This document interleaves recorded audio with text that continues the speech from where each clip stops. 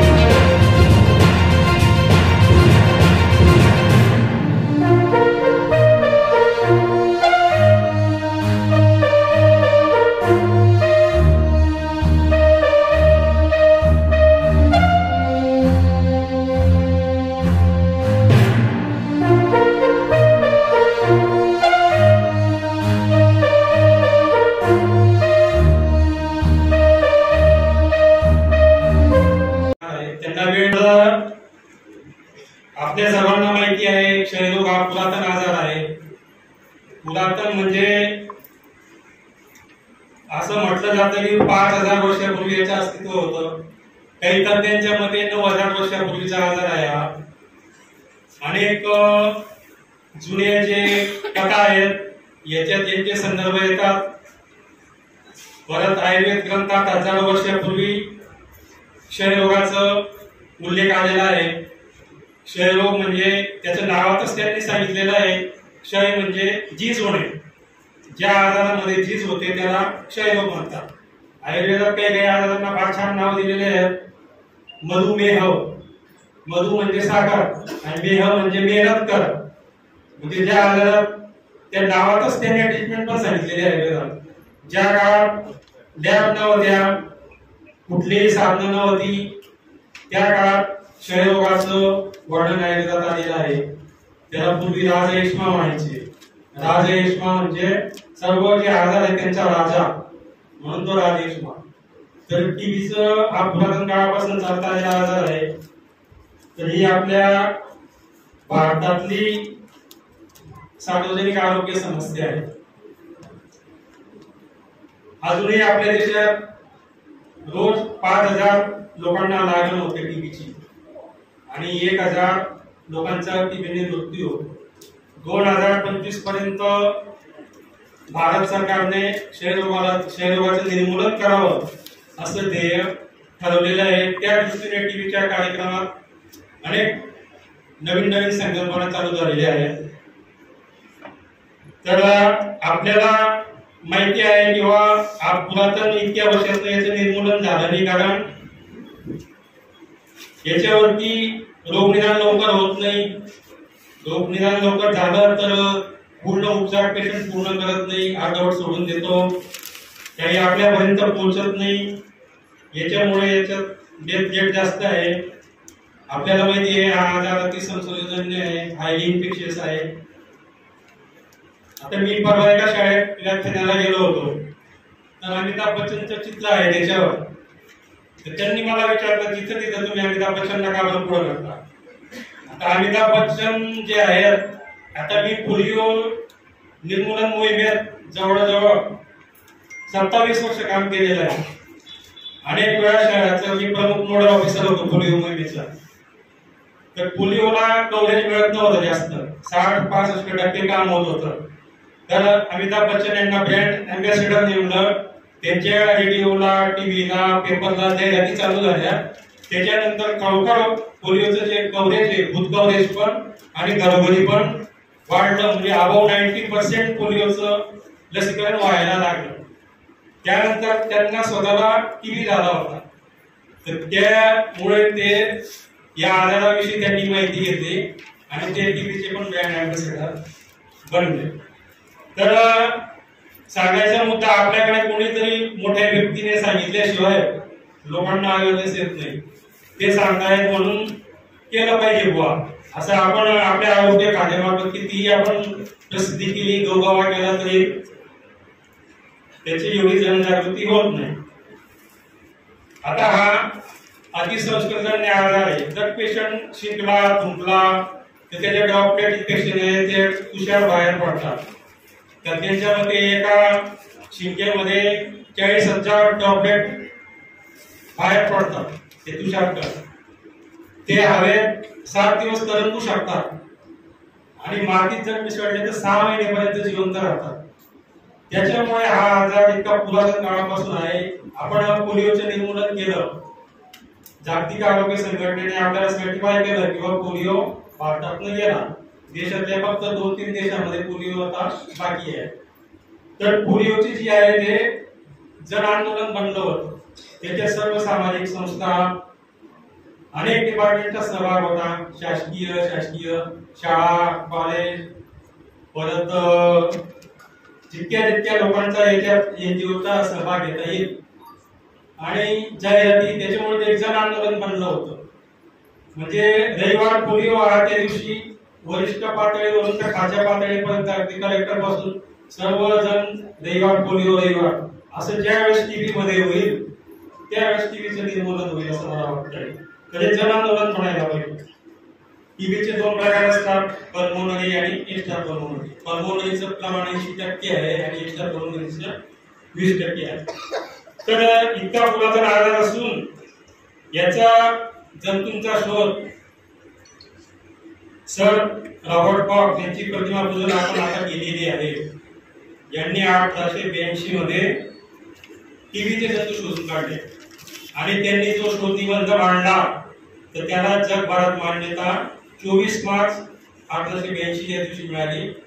म्हणून आपण आज जागतिक क्षयरोग दिवस साजरा करतो. चालू आहे त्या मम्मीज म्हणतात ना, इजिप्तमध्ये जिवंत माणसांना त्या मम्मीज तेव्हा त्यांच्यामध्ये सुद्धा हाडांमध्ये टीबी सापडतो. आपल्या सर्व आता सांगितलं की सर्व संस्कृत वाङ्मयामध्ये टीबीचं लक्षण हे ते सांग तेव्हापासून माहिती आहे आपल्याला. टीबीच्या काळामध्ये मी MBBS ला शिकत होतो, दुसऱ्या वर्गात होतो, दुसऱ्या वर्षाला होतो. घरी आलो गावाकडे तर एक खाटेवर पडलेला माणिक दगा नावाचा एक माणूस, त्यावेळची गोष्ट 1980, झोपलाय तो, खोकलतोय, लग्न नुकतंच केलंय, बळजबरी लग्न केलं नाही मरी बिरीचा ही त्या पोरेसरे व्हायचं बरं आहे. म्हणजे लोकांची कशी भावना बघा. आणि ती बाई आली आणि तिला कळलं, सुशिक्षित मुलगी होती, ती म्हणे टीबी आहे, सोडलं ती गेली निघून. 1 वर्षाचा घटस्फोट घेतला. त्याला मी माझ्या बरोबर हॉस्टेलला ठेवलं, कुठे नागपूरच्या हॉस्टेलला ठेवलं, आमच्या मेडिकल वार्डात ऍडमिट केलं. त्याला पूर्वी आता सांगायला डायरेक्ट कोहूर म्हणून एक दवाखाना होता, गोळ्यावर डॉक्टर ट्रीटमेंट द्यायचा. काहींनी ऐकलं असेल, he use to give some steroids also along with the AKT anti TB treatment सोबत. आणि त्या स्टिरॉइडमुळे असा होऊन जायचा माणूस, पण आतून पोखारला जातो स्टिरॉइड तर ठराविक ठिकाणीच वापरायचे असतात. तर त्याला ते स्टिरॉइड डिपेंडंट एवढा होता की ते नाही खाल्लं तर तो काहीच नाही खाय, पाणी बी नाही प्यायचा. त्याला ते ACTH इंजेक्शन दिले सर. और 20 days we have given ACTH injection, म्हणजे ते जे ॲड्रिनल ग्लँड स्टिम्युलेट करावी लागते, तो डिपेंडन्स कमी करावा लागतो. आणि AKT ट्रीटमेंटने पूर्णपणे बरा झाला. 6 महिने तो माझ्या रूमवर राहिला. पुढची गोष्ट सांगतो, तो घरी आल्यावर त्याचं परत लग्न झालं, केलं आणि झालं देखील, आणि व्यवस्थित लग्न झालं. त्याला 3 मुलं झाली. त्याच्यातला एक मुलगा गुजरातमध्ये सुरतला एक मोठी कंपनी आहे त्याची. ही स्टोरी सांगण्यामागे माझा मतीचा अर्थ हा नाही की डॉक्टरने फार मोठं काम केलं नाही. आमच्यापेक्षा तुम्ही जास्त मोठं काम करू शकता. दररोज तेच काम करता तुम्ही. गावात प्रत्येक कोणाला जरी टीबी झाला त्याच्याकडे दिवसातनं आठवड्यातनं एकदा तरी गेलो पाहिजे, समजून सांगितलं पाहिजे, आजार चांगला होतो, तू त्रास नाही होत ना, काही युरिनचा कलर बदलला का, काय एवढं होतच त्या गोळी, तेवढ्याच गोष्टींनी घाबरून ती रिपॉम्पिसिंग घेत नाही. या ज्या बारीक बारीक एकदा गोळ्या दिल्या म्हणजे काम झालं असं नाही. आपलं काम जे आहे ते अशा पद्धतीने पूर्ण 100% फॉलोअपने झालं तरच पुढे आपल्याला या आजारातून, आणि we are going to suffer. Everybody is expose to resistant tuberculosis, including all doctors, all sisters, you also you are working there.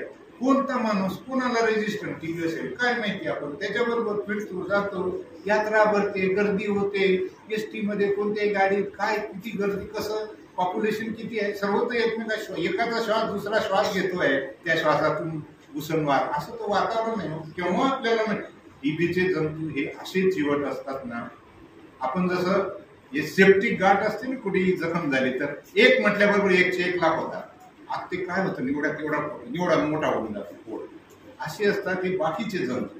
पण टीबीचे जंतू एकदम शांत, 24 तासामध्ये एकाचे 2 होतात, कधी कधी त्याच्यापेक्षाही जास्त दिवस लागतात. पण जेव्हा आपण ट्रीटमेंट देतो ना तर अवघ्या 1-2 आठवड्यामध्ये त्याच्यातले 90% जंतू मरूनच जातात. आणि ह्या फायद्याच्या गोष्टीमुळे तोटाच होता आमचा. कारण त्याला असं वाटायला लागतं भोगायचं, उनको क्या है, उनको कागज पे परसेंटेज कुछ तो भी डाटा कलेक्ट करने का रहता है, इसलिए वो 6 महीने की दवा देते. मेरे को तो अच्छा लगने लग गया. आणि अवघ्या 15 दिवसात महिन्यात बरं वाटायला लागलं की तो बंद करतो. ते जे दाव जंतू उरलेले आहेत ते तर हे वातावरण टीबीच्या गोळ्यांमध्ये राहून सुद्धा त्यांनी ऐकलं नाही ना, आम्ही नाही मरणार असे होते ना ते 10%.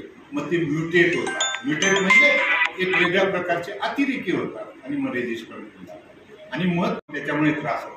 हे सर्व घडत चाललेलं आहे. आणि आता 2019-22-23 पासून आपल्याला 47-42 पासून आपल्याजवळ टीबीचे औषधं आले. आज टीबीचे एकूण 45 औषधं आपल्याजवळ आहेत. त्याच्यातले 5 महत्वाचे दिले तरी पेशंट चांगला होतोच, पण तो आपलं पुढचं पूर्ण ऐकत नाही, कारण आपण त्याला कशा पद्धतीने कम्युनिकेट करत नाही आणि केलं तरी फॉलोअप होत नाही. आणि फॉलोअप जरी झाला तरी तो घेतोय का नाही गोळ्या, त्याचं टॉक्सिसिटी असेल तर दवाखान्यात आणा, असं झालंच पाहिजे. एक सुद्धा ड्रॉपआउट रेट फार जास्त, म्हणजे ना हे 3 आजार जे आहेत ना, हे 3 आजार आपला इतका सातत्याने हळूहळू पाठपुरावा करतायत. त्याला एटीएम नाव देतो आम्ही. एटीएम कार्ड सर्वांना माहिती, गेलं की पैसे मिळतात. आपले आयुष्यातले पैसे म्हणजे जीवन हरवणारे 3 आजार आहेत. ए म्हणजे एड्स, टी म्हणजे ट्युबरक्युलोसिस आणि एम म्हणजे मलेरिया. साधारण काय समजून मलेरिया आला की असा येतो की we have seen the epidemic. तर या एटीएम 3 आजारासाठी भारत सरकारने खूप मोठं पाऊल उचललेलं आहे. काय नाहीये, म्हणजे तुम्ही यादी एक गोष्टीवर 2-2 तास बोलता येईल की ती बास्केट, ते 500 रुपये, ते त्या डॉक्टरांचा सत्कार करू आम्ही, जेणेकरून आम्ही तुम्हाला पारितोषिक देऊ, दर आठवड्याला महिन्याला तुम्ही सर्व इंडायसेस पाठवा. किती काळजी घ्या. इव्हन ते जे सर्वात श्रीमंत कोण त्यांनी पैसा दिला या एटीएम साठी, बिल गेट्स यांनी, म्हणजे मोजता येणार नाही इतके डॉलर दिलेले आहेत. पण ते आफ्रिकेमध्ये त्या ज्या नेट दिल्या होत्या ते मासे पकडण्यासाठी मास्किटो नेट वापरल्या गेले आणि तिथं पण ते काही निर्मूल. तात्पर्य काय की सामाजिक लेवलला जास्त प्रॉब्लेम आहे. औषधं चांगले आहेत, औषध इफेक्टिव्ह आहे. अजूनही एमडीआरचा रेट कमीच आहे, खूप नाहीये, पण जे आहे ते पकडता आले पाहिजे. लवकरात लवकर आपण त्यांना, एखादा टीबीचा पेशंट आला, टीबी म्हणजे काय, ते जंतू 3 प्रकारे एंट्री देऊ शकतात शरीरामध्ये, नाकातून, तोंडातून, अन्ननलिकेतून किंवा श्वासनलिकेतून कातडीवर काही तसं प्रमाण नाहीये, 2च. जर इथं गेले तर गेटकीपर बसलेला आहे टॉन्सिल, तर त्या टॉन्सिल मधून निघून मग मानेवर गाठी सुटली जातात. आणि त्यामुळे कुठेही गाठ दिसली की टीबीची असू शकते, हे आपण पहिले लक्ष. याचं प्रमाण कमी असलं तरी हे पण लहान मुलांमध्ये जास्त दिसतं. ते जर गिळले गेले जंतू आणि त्यांना ना पोटातल्या ऍसिड बिसिडचं काय ऐकत नाही, ते चालले पुढे आतडे येतात. पण ना आपलं जेव्हा मोठ्या आतडे लहान आतडे तिचं जॉईन होतं ना, तिथं थांबा, आराम करा, असं अन्नाचं लेवल असते. आणि तिथंच बरोबर ते तिथल्या आयडियोसिकल जंक्शनला टीबी करतात, पोटात पाणी बिणी होतं. हे दोन्ही प्रकार फार कमी. पण तिसरा जो प्रकार आहे, जर ते श्वासनलिकेत गेले तर फुफ्फुसात जाणार आणि फुफ्फुसात मग 1चे 2, 2चे 4 मल्टिप्लिकेशन आणि मग त्यांची पुढची प्रक्रिया सुरू होते. आणि त्याच्यामुळे मग खोकला, ताप, रात्री येणारा ताप आणि असं सुरू होऊन जातं. टीबीचा पेशंट ओळखणं पण सोपं आहे, डायग्नोसिस पण त्या मानाने सीबीनॅट आणि वेगवेगळ्या टेस्टमुळे सोपं आहे.